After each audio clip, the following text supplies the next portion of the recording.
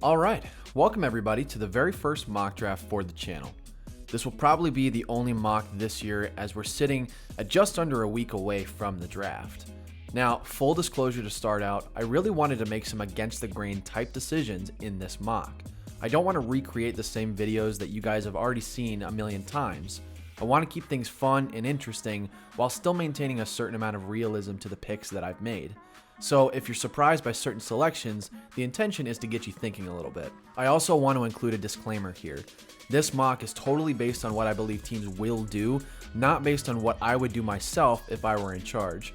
This should be a lot of fun, and I would love to get your feedback from you guys down below, so be sure to leave comments and please like and share the video to help the channel grow. If you're a first-time viewer, thank you so much for checking out the channel. If you like the content, please consider subscribing. Every person counts and means so much to me, so thanks a ton in advance for your support, guys.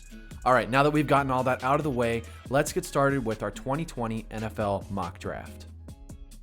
With the first pick in the NFL draft, no surprise here, the Cincinnati Bengals select Joe Burrow, quarterback, LSU. The Joe Burrow story is far too perfect for Cincinnati to pass on him. Burrow is an Ohio native who just didn't get enough opportunity going to his hometown college at Ohio State. He transfers to LSU, and the rest is quite literally history. This is the easiest draft pick that the Bengals have had to make in a very long time, and there's just no way they'll let their hometown hero go anywhere else. There are talks right now about the Dolphins trying to trade up to that number one spot, but I just don't see Cincinnati letting him slip through their fingers. At number 2 overall, the Washington Redskins select Chase Young, edge, Ohio State.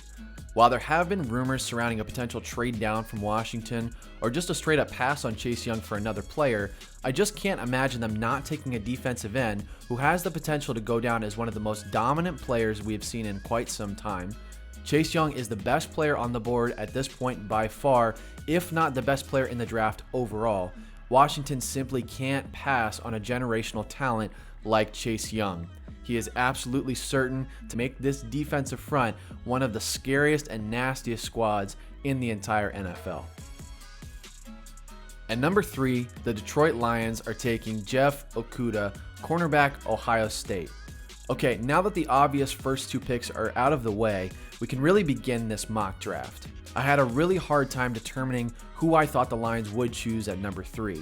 It was really a toss-up between Jeff Okudah and Isaiah Simmons. It's an extremely tough position to be in here if you're Detroit, because Simmons is a total freak of nature, with elite linebacking and safety talents, ridiculous football instincts, and unmatched versatility to boot. He's a defensive coach's absolute dream, but the need for cornerback in Detroit is obvious, especially after trading perennial Pro Bowler Darius Slay. The Lions did acquire Desmond Trufant. However, this isn't Pro Bowl elite Desmond Trufant in his prime. He's really over the hill at this point in his career and just isn't the same player he used to be.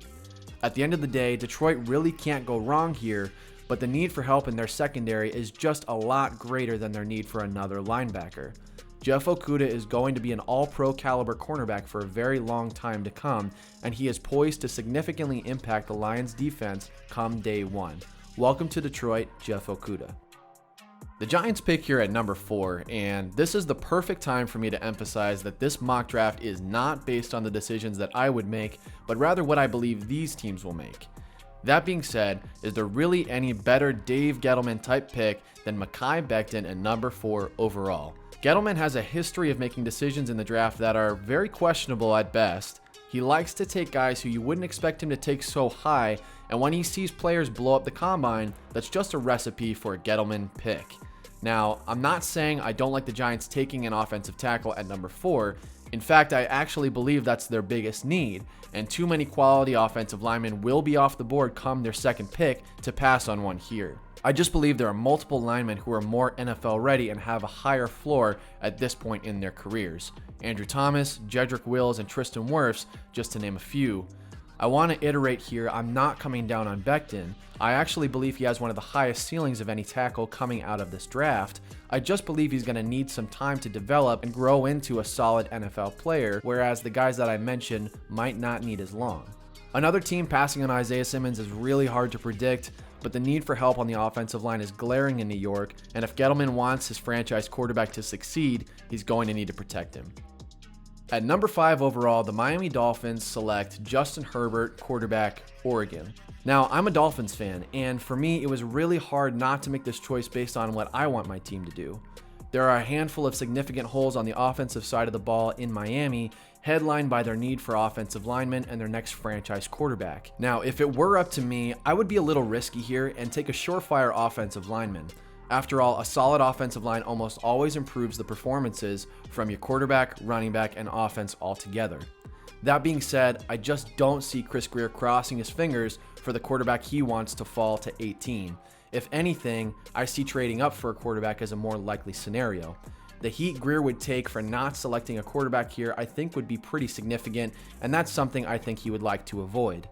All things considered, I like Justin Herbert. He's clearly a talented player, the tape shows as much, and his performance at the Combine stood out to me more than any other quarterback. He has the arm for the NFL, but his mental processing and NFL caliber instinct needs significant improvement. Giving Herbert his rookie year to learn and develop into what Miami needs could wind up being a terrific decision if he progresses enough. But the ifs are definitely there, and there's something to consider. At number 6 overall, the LA Chargers select Jordan Love, quarterback, Utah State. Now, I think the Chargers are looking at a similar position to Miami here at quarterback. In my opinion, number 6 is definitely high for Jordan Love, just as number 5 is definitely high for Justin Herbert. But with quarterbacks quickly coming off the board, LA needs to act fast if they want to come away with their future.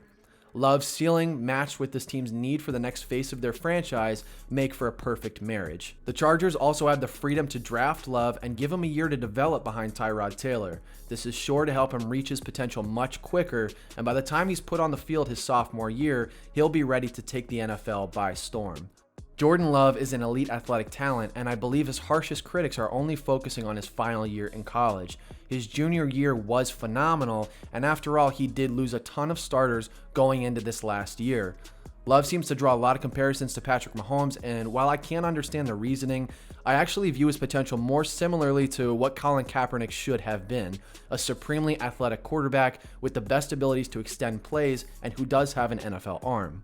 Either way, Jordan Love clearly does have the potential, and the Chargers at number 6 are going to have a prospective star on their hands for a long time to come. At number 7, the Carolina Panthers select Isaiah Simmons, linebacker, Clemson. Finally, a team to take Isaiah Simmons. It's really an amazing situation here, with Luke Kuechly's sudden retirement and the signing of Matt Rule, who played linebacker in college and began his coaching career as a linebackers coach. This fit is almost too perfect for both parties. The need for interior defensive linemen is still pretty clear for Carolina, but to pass up on a player with the potential and versatility that Simmons possesses would be a massive mistake. The Panthers can still address their defensive line a little later in the draft, with guys like Neville Gallimore, Marlon Davidson, and Ross Blacklock projected to the 2nd or 3rd round. Isaiah Simmons is a total slam dunk for Carolina. He will bolster this defense come day one, and this will be the pick that Panthers fans look back on and celebrate. At number 8, the Arizona Cardinals take Tristan Wirfs, offensive tackle, Iowa. Now, Arizona's greatest need entering the free agency and now the draft is offensive tackle. Among those available right now are Andrew Thomas, Jedrick Wills, Josh Jones, and a few other guys as well. However, with the supreme athleticism that Wirfs brings to the table, I would be really surprised to see the Cardinals pass on him. With mobile quarterback Kyler Murray, the need for quick and agile offensive linemen should be a priority, and Wirfs takes the cake in that regard. He broke and tied multiple offensive lineman records at the Combine and displayed his ridiculous athleticism seemingly without breaking a sweat. What I like most about Wirfs is his versatility to kick inside to the next level if you want. He has all the potential in the world to become one of the best offensive guards in the NFL, especially considering his size at 6'5", 322. But he can still hold his own just fine at tackle, and he showed that game after game in college. In my opinion, Tristan Wirfs is the number 2 offensive lineman in this draft altogether, and his versatility and athleticism will be a beautiful fit in Cliff Kingsbury's offensive scheme. The Jacksonville Jaguars sit at number 9 overall here, and they have a ton of significant holes on their defensive unit coming into the draft. From cornerback to safety, edge, and interior defensive line, this once dominant defense is clearly ready for a total rebuild. After trading away cornerstones Calais Campbell and AJ Bouye, the Jaguars are ready to start drafting for this defense's future again.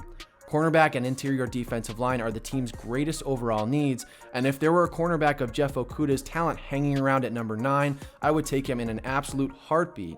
However, I just really don't see another cornerback in this class who I think quite warrants a top 10 overall pick. The struggle here really came between Javon Kinlaw and Derrick Brown. While Derrick Brown is a ridiculous talent, I tend to view him more as a run-stopping type nose tackle, whereas Kinlaw provides much more pressure on the quarterback from game to game. Now, that's not to say that Derrick Brown doesn't create pressure. He does, and he's solid at it. I just believe that at this spot, there's more value in an interior defensive lineman who can both stop the run well enough and create constant pressure on the quarterback for your defense. Javon Kinlaw is a beast, and he's going to be the first step towards Sacksonville 2.0. At number 10, the Cleveland Browns select Andrew Thomas, offensive tackle, Georgia. The Cleveland Browns absolutely nail this pick at number 10 in selecting their next future star left tackle. The Browns have been in desperate need of that guy since Joe Thomas's retirement in 2018. Now on my board, Andrew Thomas is the number 1 offensive lineman in this draft, and it was really hard to mock him anywhere other than Miami. That's how badly I want him in a Dolphins jersey and how much I really do believe in his potential in the NFL. But at the end of the day, Cleveland needs protection for Baker Mayfield, and last year showed that without a clean pocket, he's extremely inconsistent. Thomas covers the most important position for the quarterback to have, and in him, the Browns are getting a guy who has produced year after year at the highest level in Georgia. It's always something to consider when a player dominates in the toughest conference against the greatest competition, game after game, season after season.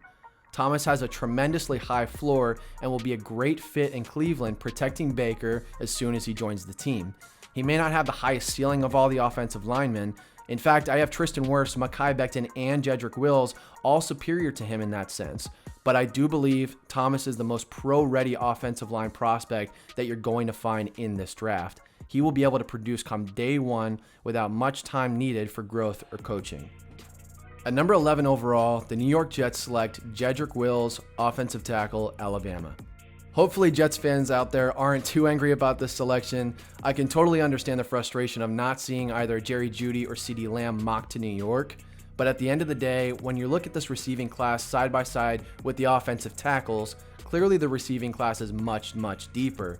The Jets can pick up a solid receiver in the second round or even in the late first if they want to trade up, who would be a first round talent any other year. Guys like Brandon Ayuk, Denzel Mims, Jalen Reagor, Van Jefferson, maybe even a T. Higgins, the list really goes on and on.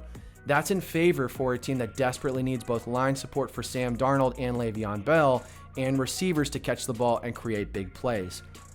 Jedrick Wills is the last elite potential offensive tackle on the board in this draft, and after him is a pretty significant tier gap beginning with Josh Jones. Now, as a Jets fan, if you would rather take a Josh Jones or Austin Jackson type guy later and get that superstar receiver at 11, I'm absolutely okay with that. But unfortunately, in this mock draft, I've got a higher overall value on offensive tackle over wide receiver here, almost solely because of the difference of depth. Jedrick Wills will be a solid player for New York, so cheer up Jets fans, you guys are getting a stud either way. At number 12 overall, the Las Vegas Raiders take Jerry Jeudy, wide receiver from Alabama. It's almost been 5 years now since Derek Carr has had a viable number 1 option at receiver to regularly get the ball to. Michael Crabtree was his right-hand man for a while, and they had amazing chemistry.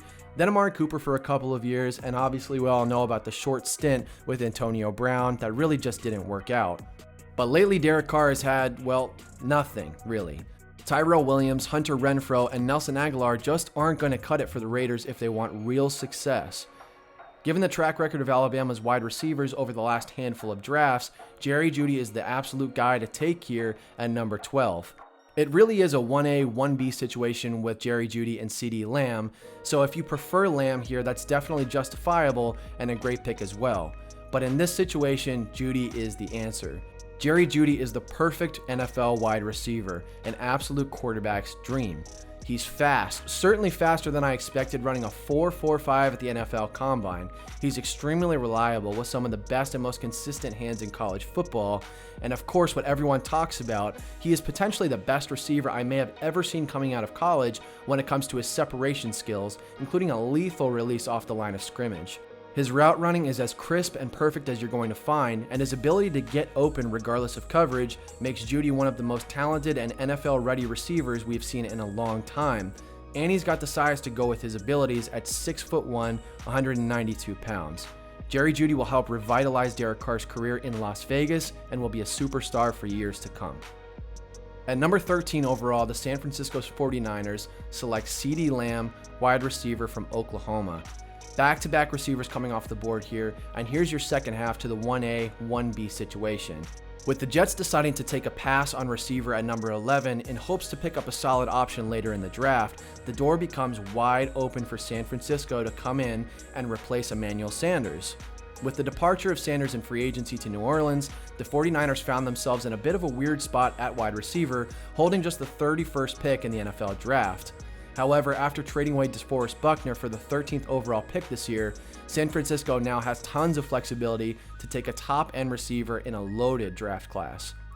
It's been a while since the 49ers have had a perennial star at receiver, making CeeDee Lamb a fantastic fit on this team. He's just somebody that they can't pass up at number 13 if he's available.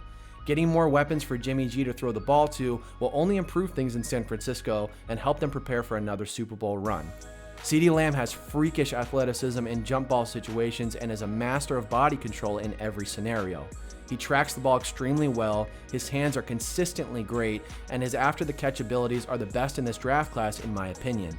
Lamb will fit right into this 49ers offense and provide a much-needed deep threat who is almost always at an advantage in go-up-and-get-it situations. The Tampa Bay Buccaneers sit here at number 14 with all of the best offensive tackles coming off the board. Now, I'm definitely aware that this is a bit of a reach here, but Tampa Bay needs help on the line of scrimmage to protect their new quarterback and polish up that offense as much as possible. Now, in a perfect world, I think Andrew Thomas would be the best possible player to go to Tampa Bay, but I just don't see him falling past the Browns if he's available. Josh Jones is a freak athlete, but he does need to improve his hand technique and mechanics. Under the right coaching and in the right offensive scheme, I can see him as a very fast learner in the NFL. This pick really could go either way, either as a great decision or poor decision, but ultimately the Bucs just can't afford to pass on their most needed position. At number 15 overall, the Denver Broncos select Henry Ruggs III, wide receiver, Alabama. Now, I can summarize why Henry Ruggs will be so lethal in Denver in a very short phrase. Thin air. The last person you want to cover as a cornerback all day in Denver is a lightning-fast 4.27 40 NFL receiver. At that point, you may as well pitch a tent next to the oxygen mask on the sidelines because that's where you're going to be living all Sunday. Henry Ruggs in almost any other draft would be the first receiver off the board, and to be honest, I really wouldn't be surprised and all that shocked if that were the case this year. Along with his world-class speed, Ruggs actually runs pretty decent routes for someone who's considered to be a speedy deep threat and has ridiculously solid hands, only dropping one pass this past season. I really like Ruggs coming out this year, and if I'm Denver and he's sitting there at 15, I'm jumping all over that opportunity. He's going to allow Drew Lock to really open up and throw more deep balls, which he loves to do, and can take some of the focus away from Courtland Sutton. Deshaun Jackson 2.0, welcome to the Mile High City. At number 16 overall, the Atlanta Falcons select Derek Brown, interior defensive lineman, Auburn. Now, one of the biggest drops in this mock draft, Derek Brown has finally found a home in Atlanta. What the Falcons get out of Brown is the absolute perfect complement to their current defensive line. Derek Brown is the most talented and dominant run stopper in this class with a solid pass rush arsenal to boot. He's going to bring size, attitude, and just an overall nastiness to this defensive front, and Atlanta desperately needs that. Brown will eat up blocks at the line of scrimmage, which will allow Grady Jarrett and company to really go to work. Derek Brown reminds me a lot of Ndamukong Suh coming out of the draft the more that I think about it, and he'll definitely become the glue on this Falcons defensive front. At number 17, the Dallas Cowboys select C.J. Henderson, cornerback, Florida. Dallas has a tough cap situation in front of them after signing Amari Cooper and Zeke to massive paydays and facing an inevitable extension for Dak, which is sure to break the bank big time. Dallas has 5 cornerbacks coming off the books after this coming NFL season, including Chidobe Awuzie, who is now their number 1 option, and there just won't be enough cap space to cover all of their guys. The need for cornerback is huge here, and C.J. Henderson is one of the best available to be taken. Henderson's sophomore year at UF was tremendous, playing sticky coverage against top talent every week. This last season was a down year for CJ, surrounding a nagging ankle injury, which definitely could be cause for concern. The Cowboys desperately need help in their secondary, and CJ Henderson would be a nice long-term option coming out of this draft if he stays healthy. At number 18 overall, the Miami Dolphins select Xavier McKinney, safety, Alabama. After trading away Defensive Player of the Year candidate Minkah Fitzpatrick, Miami has a significant need at the safety position. Eric Rowe stepped into the strong safety spot and actually played pretty good football last year. But looking to their free safety options, I'm just not a fan of Bobby McCain long term. It makes much more sense to draft McKinney and slide McCain back down to slot cornerback. McKinney has a great nose for the football, is great in coverage, and plays seriously aggressive football. I absolutely love his fearlessness when tackling, laying down big hits whenever he can. Defensive Alabama prospects are always worth a serious look in the draft, and Xavier McKinney will definitely fit right in with this much improved Miami secondary. At number 19, the Las Vegas Raiders select Patrick Queen, linebacker, LSU. I really want to give the Raiders a cornerback here, but I just didn't feel totally comfortable giving them Christian Fulton or Jeff Gladney this early. I think the return of Daryl Worley on a one-year prove-it type deal at least solidified things a bit in the secondary across from Trayvon Mullen. Las Vegas could really benefit from another fast linebacker to complement Corey Littleton and completely revamp this linebacking core, making it one of the best and scariest coverage units in the league. Queen is constantly around the ball and absolutely balled out through the college playoffs, including a ridiculous performance in the national championship. At taking Patrick Queen at number 19, the Raiders defense takes another step in the right direction with this pick to build their defense up once again. At number 20 overall, the Jacksonville Jaguars select Grant Delpit, safety, LSU. Jacksonville continues to build their defense with the 20th pick, this time adding a supremely talented safety. Grant Delpit is the epitome of a ball hawk. He is always involved in the play, constantly around the football, and is one of the smartest players on the field. Delpit's football instincts are extremely impressive, and he plays with a real fire in his gut, and I really like that. He does struggle when it comes to tackling, in large part due to some injury problems in the past, and that's why I do believe he'll fall a little bit later in the first round. If he can stay healthy and improve on his struggles with tackling, maybe by gaining a little bit of weight, he should be great in the NFL. The Jaguars have to improve their secondary, and that need is certainly filled with the addition of Grant Delpit. At 21st overall, the Philadelphia Eagles finally get a consistent wide receiver in Justin Jefferson from LSU. The Eagles plugged a major hole at cornerback by acquiring Darius Slay this offseason, which frees the team up to look elsewhere in the draft. The biggest need at this point is a reliable wide receiver for Carson Wentz to get the ball to. Alshon Jeffrey and Deshaun Jackson in a perfect world would make for one of the best 1-2 punches in the NFL, but in reality, this duo is riddled with injury and inconsistency on the football field. Adding Justin Jefferson gives the Eagles offense a nice versatile option in the receiving game. Jefferson at 6'3", 192 pounds, has the size to play on the outside, though the majority of his time at LSU was spent in the slot. He also has great hands and tracks the ball really nicely on deep throws. Where I see some inconsistency is in his release from the line of scrimmage. He could definitely benefit from strengthening his hands just a little bit, which would help him play the outside some more, where I think he would be a viable threat for Philly. Altogether, this should be a really nice fit for both parties and would prepare the Eagles to part ways with Alshon Jeffrey at the end of his hefty contract. At number 22 overall, the Minnesota Vikings select Jeff Gladney, cornerback, TCU. The Vikings are in some serious need for help at cornerback after an aging Xavier Rhodes left in free agency. Jeff Gladney could be a really nice fit on this Vikings defense, but I have some hesitations taking him in the first round. Mike Zimmer likes to run pure man-to-man and hybrid man-to-man sets pretty often, and this is where Gladney really excels. He presses well at the line of scrimmage and is smooth on his feet, keeping loose hips for nice transitions as well, but where I think Gladney will run into some problems is with his size. Jeff Gladney is 6 foot, 183 pounds, and that lack of weight and length here leaves me feeling a little uneasy about his ability to cover bigger-bodied receivers, and the NFC North certainly has a ton of those. If he gains some weight, he has potential to be really solid and a great scheme fit for Minnesota, but if not, this could be a really shaky pick. At number 23 overall, the New England Patriots select Tua Tagovailoa, quarterback, Alabama. Now I can already hear the reactions in my head.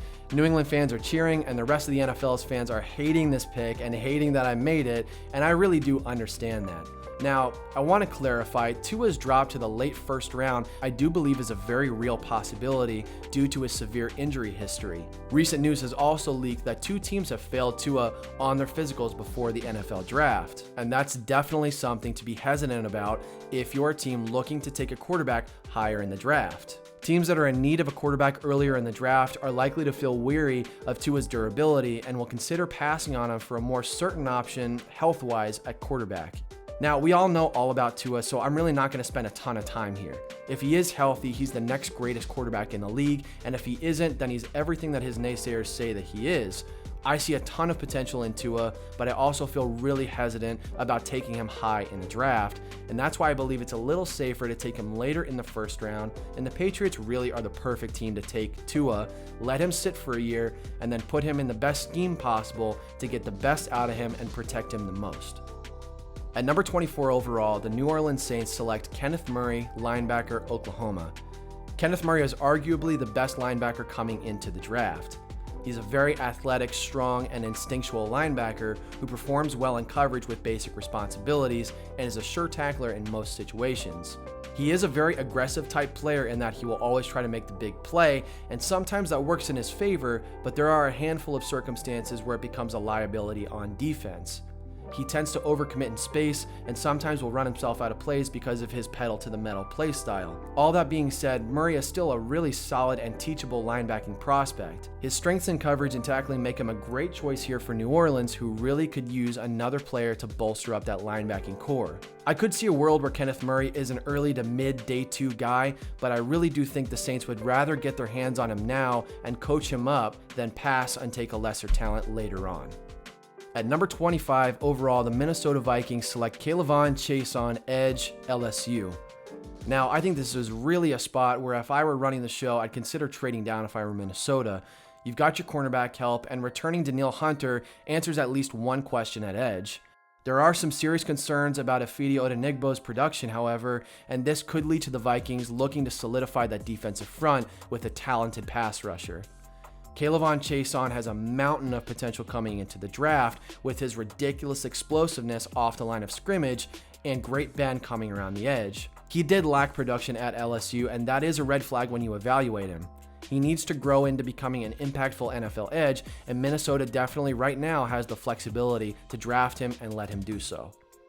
At number 26 overall, the Miami Dolphins finally answer the left tackle position with Isaiah Wilson from Georgia. Miami absolutely has to come out of the first round with an offensive tackle this draft, and there's no way around that. Passing on the best prospects at number 5 really dries up the position later in the first round, so at that point you've got to take the best available, and in my opinion, that's Isaiah Wilson. Isaiah Wilson is a mountain of a man, standing 6'7", 340, and a lot of people compare him to like a little brother of Mekhi Becton, and I can see that. The pros and cons are pretty easy to evaluate with him. He'll excel protecting against power rushers due to his massive frame, long arms, and extreme strength. However, he does struggle against quicker speed rushers due to some inconsistent hand technique at the line. Wilson isn't at the very top of my list at offensive tackle, but he certainly also isn't near the bottom. This pick really needed to be made here, and if the coaching is right in Miami, it could turn out to be a really nice pick. At number 27 overall, the Seattle Seahawks address their edge position in selecting AJ Epineza out of Iowa. Now, I really struggled giving them Epineza because I just have a feeling that they're not going to address edge, because when did the Seahawks ever address positions in need in the draft? But with the departure of Jadeveon Clowney in free agency, the Seahawks are really limited at the edge position, and AJ Epineza is the best prospect available at this point. I like the pick, but at the same time, I don't love it. Epineza is a huge guy with lots of strength off the line of scrimmage that should dominate in run defense. However, he does lack speed around the edge and burst at the snap. In my opinion, Seattle needs more of a pure pass rusher in this position to get after the quarterback, and I would have loved to see K'Lavon Chaisson go here, but unfortunately that's just how it goes sometimes in the draft. Epineza will be a solid NFL edge, but at the same time, it really just feels a little too much like another Jadeveon Clowney. The edge position is definitely addressed, but the pure pass rush ultimately is not. At number 28 overall, the Baltimore Ravens select Cesar Ruiz, interior offensive lineman, Michigan. Marshall Yanda has unfortunately retired, leaving a massive hole on this Ravens offensive line. And for a team that runs the ball as much as they do, Baltimore absolutely needs to shore up the interior offensive line, and Cesar Ruiz is potentially the best option available here. Ruiz is extremely versatile, playing both center and guard in college, and is athletic and mobile enough to fill that gap at guard really nicely. He can pull like Yanda in the run game and is good enough in pass protection as well. I really think this is a nice pick for Baltimore, and it tackles a need that will help this offense keep firing on all cylinders next season. At number 29 overall, the Tennessee Titans draft Yetur Gross-Matos, edge, Penn State. Tennessee sits in a similar position to Seattle at 29, having seen the best pass rushers go off the board ahead of them. The difference here is the Titans have Harold Landry, who is definitely a solid pure pass rusher. Offsetting a player like Landry with Gross-Matos could turn out to be a great decision, as Gross-Matos is solid against the run while still offering a lot of potential rushing the passer. Yetur Gross-Matos has a good amount of growing to do with pass rushing technique, but all in all, I think this is a decent pickup for Tennessee and should benefit them down the road. At number 30 overall, the Green Bay Packers select Jalen Reagor, wide receiver, TCU. Guys, I really had a hard time deciding who I thought Green Bay would take in this position, with a handful of guys still available that could fit really nicely in this offensive system. But ultimately, I believe Reagor is the best fit here because he offers a lot of versatility as an outside and slot receiver. He's great at high pointing jump balls, which Aaron Rodgers is potentially the best in the NFL at throwing, and he's also a viable option in the slot for quick chunks of yardage. His in-game speed really does play much faster than his 40-yard dash time at the combine and stands out a lot on deep routes downfield. Green Bay desperately needs another option to catch the ball here, and Reagor's ability as a deep threat and slot receiver will require defenses to pay close attention to him, which should open up the field a little more for Davante Adams. At number 31 overall, the San Francisco 49ers select Marlon Davidson, interior defensive lineman, Auburn. With the second to last pick in the first round, the 49ers draft their replacement here for DeForest Buckner. Now, I'm very aware DeForest Buckner is clearly the better option at this point in time, and it really is more of a reach to take Davidson here at 31, but I believe that Marlon Davidson has a ton of room for growth and improvement. He's extremely versatile, playing a lot at the 3-4 outside linebacking position in college. Now, I believe he was mispositioned, but he still produced where he was, and I think that speaks more to his abilities than anything else. The 49ers moving him inside will allow Davidson to play to his natural strengths more, with absurdly strong hands, a quick first step, and solid block shedding abilities as well. Now, he does struggle around the edge, and he seems to have a bit of a hard time redirecting himself once he's on a path to the ball, but with the right kind of coaching, I really do think these are fixable problems. Davidson should help fill the void left by Buckner somewhat, with plenty of room to grow in the future, and he could grow into being one of the best picks in this draft. To round off our mock draft today, guys, at number 32 overall, the Kansas City Chiefs are going to add yet another offensive weapon for Patrick Mahomes to work with next season. DeAndre Swift is the perfect Kansas City Chiefs running back if I have ever seen one, with superb versatility in the passing game, great vision, and a dynamic run style that's a nice mixture of agility, power, and overall speed. He's the perfect back for Mahomes to get the ball to regularly in the passing game and running games alike. Swift has really had phenomenal seasons at Georgia in his final 2 years, which should pretty easily translate to the NFL relatively smoothly, especially with his abilities in the passing game in mind. If I have any concerns about him, it would be the potential for injury, as he does seem to go out of his way to seek out contact and lower his shoulder and hit somebody. Now, I do see a pro in the heart and desire to win in some regard, but I can definitely see where it could be an unnerving quality when you evaluate him. Overall, Kansas City adding DeAndre Swift only improves this offense even more, if it ever could have been improved in the first place, and it's really something to be scared of if you're any other NFL team. All right, guys, so that completes our NFL mock draft for 2020. Thank you so much for listening. Like I said earlier, leave comments down below if you disagree with some picks. If you agree with them, let me know what you guys think of this whole thing all together. I spent a ton of time researching these guys, a ton of time kind of getting everything together to put the best product forward for you guys. So thank you so much for watching. I appreciate you hanging in there. I know it's a bit of a longer video, but like I said, the support is always appreciated. So thanks a lot for watching, everybody. I hope you all have a wonderful rest of your night. Stay tuned for more videos updating you on the draft, especially, coming up this coming Thursday. I'll be putting out lots of videos letting you guys know what I think of the picks that are made on draft night. So be sure to hit that bell so you can be aware of when I put out videos next. Subscribe if you haven't already. Thank you so much for watching the video, guys. And as always, fins up.